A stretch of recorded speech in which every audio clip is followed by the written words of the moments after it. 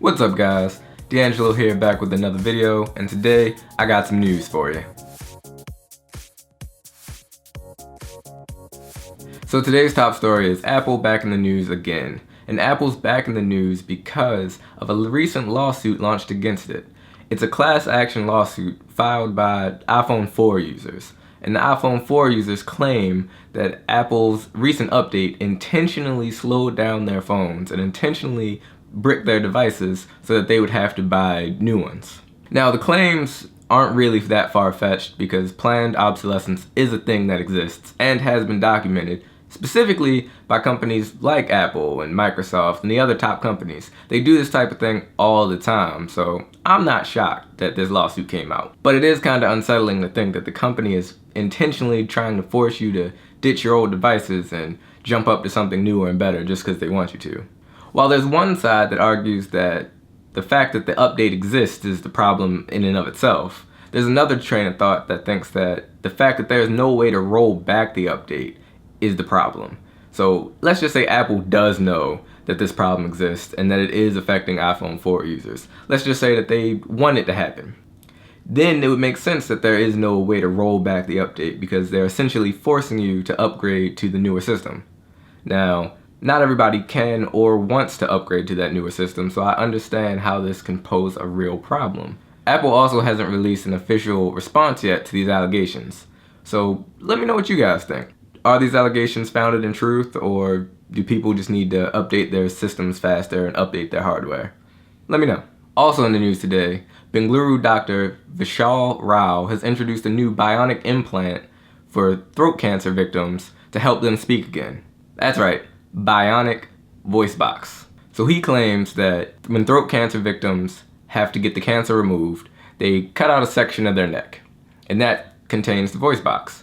So they have trouble speaking, they have trouble eating, but with this new implant, they can speak again, and it costs way less than the old traditional methods. So he didn't make a new system. The system already existed. There were things in place to help these throat cancer victims speak again. However, they all costed around 15,000 to 30,000 rupees each. Now, the rupee to dollar conversion would be around $200 to $450 each. Now, I don't know about you, but that's a lot of money up front. What he did was he brought that cost down to 50 rupees, or about 75 cents. So, $200, 75 cents. Dude's doing great things. According to his reports on the topic, he's been trying to get funding for this for like the past 2 years. But when he recently spoke to a patient, he was reminded that why doesn't he just do it himself? So that's exactly what he did. He set out to get it done himself, to source the materials, to find the parts and put it together and prototype it. And it took him another 2 years after that initial meeting to even complete a prototype. Now, I don't know about you guys, but I welcome technology in this space. I want bionic legs and bionic arms so I can dunk on everybody at the basketball court. So what do you guys think? Is technology going too far, or does this make you want to look further into the future and see what we can accomplish? Let me know in the comments below. And for the third final piece of news, CES 2016 is here, and all the cool stuff that will be unveiled will be coming in the next couple of weeks. So stay tuned for that. I personally am not going to be reviewing all the stuff at CES because, as you see, I'm not at CES this year. But there are going to be loads of channels dedicated to showing you the newest and latest and greatest stuff. However, I do have some news updates for you from CES from my connections at the show. I won't be talking too deeply about all the mainstream things that you'll see at CES, such as the cars and the mainstream wearable tech, but I will be talking about a couple things like smart home tech. That's going to be a really big thing coming up in the upcoming year. Wearable tech for like health reasons. That's going to be a really, really big sector that is currently underdeveloped and could really see some big growth.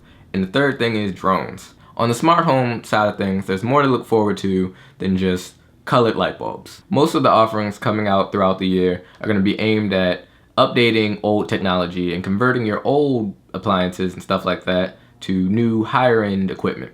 So nowadays, higher end appliances are mostly connected to the internet, and they mostly come with apps that you can control them from your smartphone. But for the older fridges and the older appliances that don't have this support, there are a whole wide range of new technology available to bring them into the modern age. There are things like cameras that go inside of your fridge so that way you can see what's in your fridge before you open it. and thermometers that go inside of your oven and send alerts to your phone when things happen. To me, these things are cool, and they update technology and bring grandma and grandpa into the modern age. But once again, what do you guys think? Let me hear about it below in the comments. Now on the wearable front, the Vert 2 was just announced. Now the original Vert was just a jump tracker and it tracked how high you jumped, but the Vert 2 is going to be able to track that and along with different other metrics. Now the cool thing about the Vert 2 is that it works for athletes and non-athletes alike, and it's got the price to match. It's not going to be an impressive $30,000, $5,000 price tag. It's going to be a little bit cheaper than that, and it's going to be marketed less towards high-end professionals and more towards beginning professionals, college athletes, stuff like that. So keep that on your radar and stay on the lookout for more to come. Now, I knew it was coming and you knew it was coming, but 2016 is going to be the year of the drone. Parrot just announced their brand new drone, and they hope to have it out sometime around the middle to the end of the year. And DJI has also released their own models of existing platforms. So the Inspire 1 comes in a new black form factor with a black controller, black battery, all blacked out. And some of the old drones in their lineup get new cameras and updated for 4K. All in all, I think it's a good time for drones. I think it's a good time to get into this hobby. So what do you guys hope to see at CES this year? Let me know in the comments below. And if you liked this video, please give it a thumbs up. If you disliked it, give it a thumbs down. If you really liked it, I would encourage you to subscribe as I post new content weekly. But that's all for today's episode. I'm DeAngelo, and I'll catch you guys in the next one. Peace. Your failure doesn't have to be a weight dragging you down. Instead, let it be the trampoline that launches you to greatness. But as long as you keep practicing your craft, as long as you keep going back at it day after day, week after week, you will see success eventually.